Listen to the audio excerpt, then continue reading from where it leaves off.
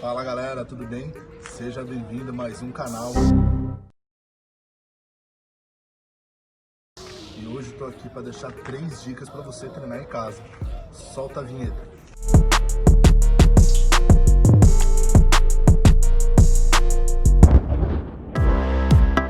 Bom, a primeira dica que eu quero deixar para vocês é saiba organizar seus treinos.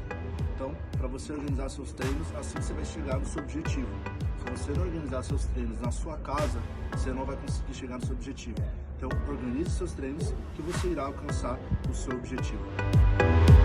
Segunda dica para você que está em casa. Se você tem o objetivo de treinar todos os dias, você tem que saber dividir os grupos musculares, membros superiores e membros inferiores.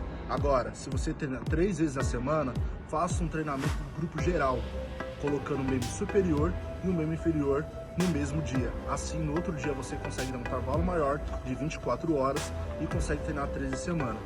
Agora, se o seu objetivo é treinar todos os dias de segunda a sexta, divide os músculos, membro superior e inferior, e assim você vai obter o resultado. Terceira dica, galera, além do treino, a alimentação, que é muito importante, comer direitinho, uma dica de ouro: beba água, é muito importante você hidratar. Algumas pessoas não dão importância a beber água, tá bom? Então, alimente bem, treino e beba água.